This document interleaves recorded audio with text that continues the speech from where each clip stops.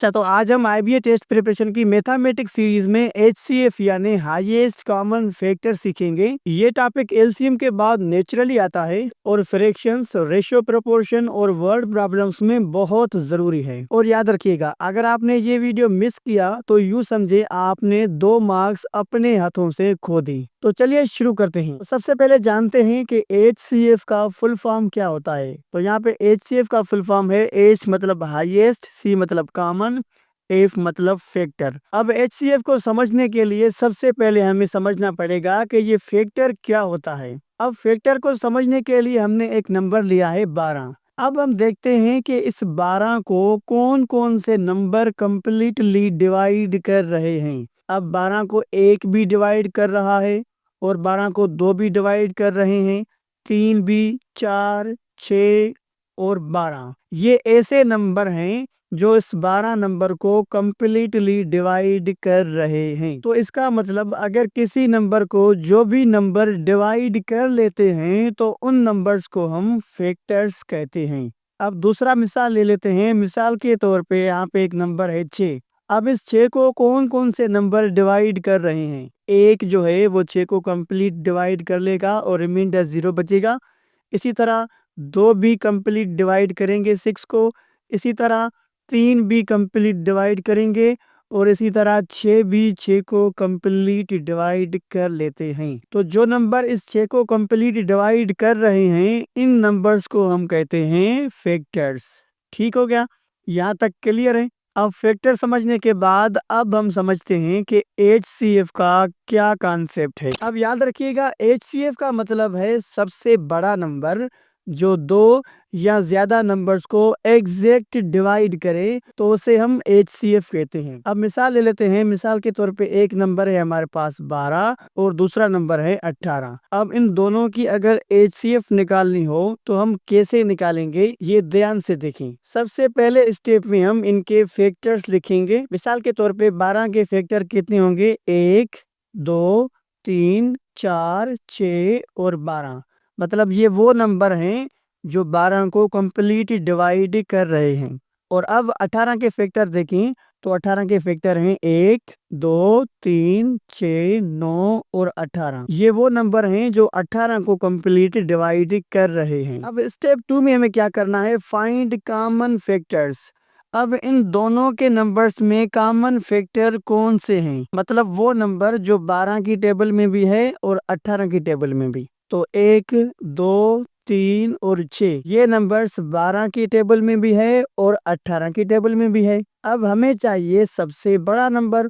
तो यहाँ पे सबसे बड़ा नंबर 6 है जो 12 की टेबल में भी है और 18 की टेबल में भी है। तो बस स्टेप 3 में हाईएस्ट कॉमन फैक्टर जो है आपका वो सबसे बड़ा नंबर होगा, यानी 6 होगा। ठीक है, ये तो हो गया एचसीएफ का कॉन्सेप्ट कि अगर 2 नंबर आपको मिले हुए हों तो दोनों नंबर्स में आपको सबसे बड़ा फैक्टर जो है वो ढूंढना है और सबसे बड़ा फैक्टर ही आपका एचसीएफ होगा। अब देखते हैं कि एचसीएफ को फाइंड करने के लिए कौन कौन से तरीके हम अप्लाई करते हैं। अब एचसीएफ फाइंड करने का दूसरा तरीका है प्राइम फैक्टराइजेशन मेथड। तो यहाँ पे आपको 2 नंबर मिले हुए हैं, find the HCF of 12 and 18, यानी 12 और 18 का आपने एचसीएफ फाइंड करना है। तो आप प्राइम फैक्टराइजेशन के मेथड में इन्हें कैसे मालूम करेंगे, तो सबसे पहले आपने 12 के फैक्टर्स फाइंड करने हैं। अब फैक्टर्स कैसे फाइंड करते हैं मैंने पिछले वीडियो में आपको डिटेल में समझाया हुआ है।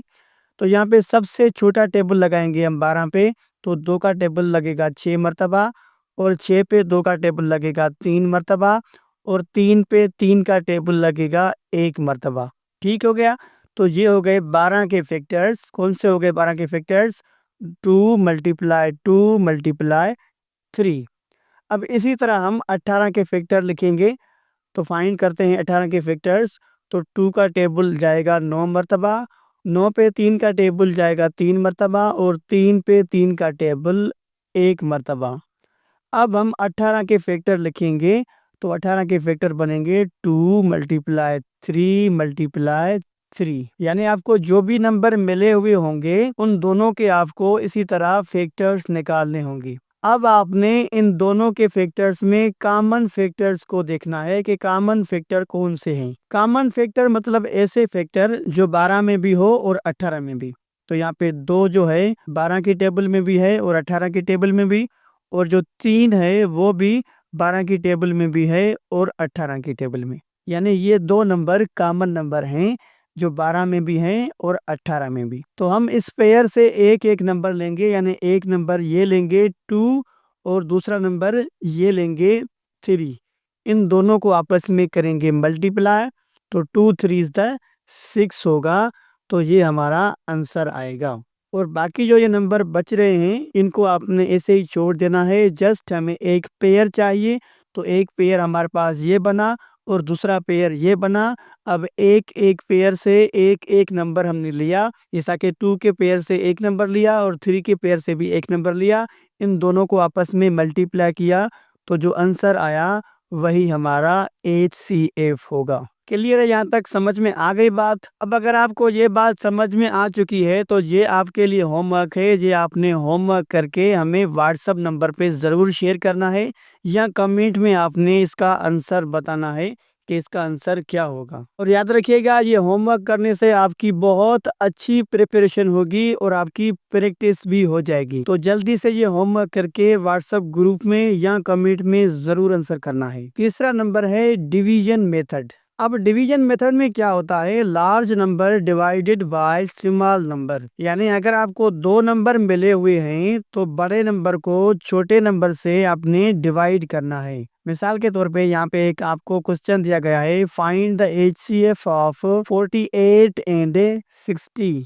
तो इन दोनों नंबर्स का आपने HCF फाइंड करना है, लेकिन डिवीजन मेथड में फाइंड करना है। तो आप कैसे करेंगे देखते हैं कि जो बड़ा नंबर है हमने अंदर रखा है और जो छोटा नंबर है उससे हमने डिवाइड करना है।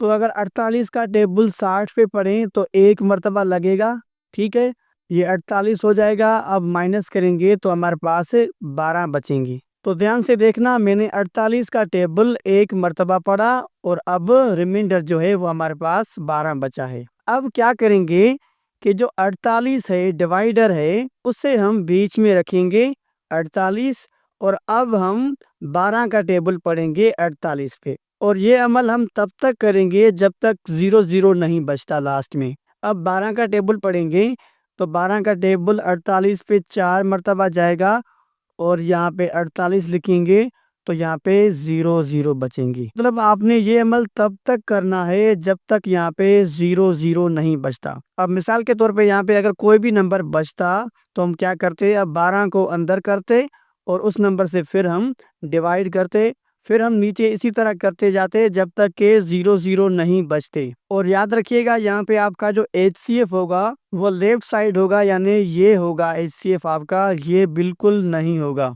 अब 12 आपका HCF होगा। अब अगर हम इसी प्रॉब्लम को प्राइम फैक्टराइजेशन मेथड में करें तो यही आंसर आएगा। देखते हैं 48 और 60, इन दोनों को हम प्राइम फैक्टराइजेशन मेथड से करके देखते हैं। अब सबसे पहले 48 के फैक्टर हम लिखेंगे, 2 का टेबल 24 मरतबा जाएगा और दोबारा से 2 का टेबल 12 मरतबा जाएगा और 12 पे 2 का टेबल 6 मरतबा और 6 पे 2 का टेबल 3 मरतबा। अब 3 पे 3 का टेबल लगेगा 1 मरतबा। तो अब हम फटाफट इसके फैक्टर लिखते हैं। तो 48 के फैक्टर बने 2 मल्टीप्लाई 2 मल्टीप्लाई 2 मल्टीप्लाई 2 मल्टीप्लाई 3। इसी तरह हम अब 16 के फैक्टर निकालेंगे। तो 16 के फैक्टर हमारे पास बनेंगे, 2 का टेबल 30 मरतबा लगेगा यहाँ पे, फिर से 2 का टेबल 15 मरतबा और फिर से अब 3 का टेबल पढ़ेंगे 5 मरतबा और 5 का टेबल पढ़ेंगे 1 मरतबा। अब हम 60 के फैक्टर लिखेंगे इसके नीचे ही, यानी 2 मल्टीप्लाई 2 मल्टीप्लाई 3 मल्टीप्लाई 5। अब हमने देखना है कि इनमें कॉमन फैक्टर्स कौन से हैं, यानी वो फैक्टर्स जो 48 की टेबल में भी है और 60 की टेबल में भी। तो यहाँ पे 2 जो है वो कॉमन फैक्टर है और दोबारा से यहाँ पे 2 कॉमन फैक्टर है और यहाँ पे 3 जो है वो भी कॉमन फैक्टर हैं। तो यहाँ पे 3 पेयर बने, 2 2 के और 1 3 का। तो हम एक पेयर से एक नंबर लेंगे। तो यहाँ पे पहले पेयर से एक नंबर ले लेते हैं 2 और फिर से दूसरे पेयर से दूसरा नंबर ले लेते हैं 2 और फिर तीसरे पेयर से तीसरा नंबर ले लेते हैं 3। अब हम इन तीनों को आपस में मल्टीप्लाई करेंगे तो 2 × 2 इज द 4 और 4 × 3 इज द 12।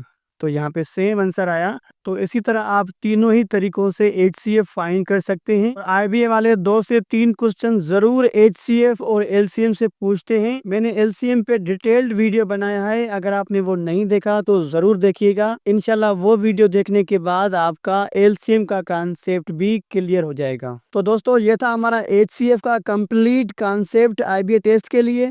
नेक्स्ट वीडियो में हम इंशाल्लाह फ्रैक्शन और उनकी सिंपलीफिकेशन की ट्रिक्स सीखेंगे जो LCM और HCF पे डिपेंड करती हैं। तो अगर आपको ये वीडियो पसंद आए तो वीडियो को लाइक करें, दोस्तों के साथ शेयर करें और हमारे चैनल को ज़रूर सब्सक्राइब करें।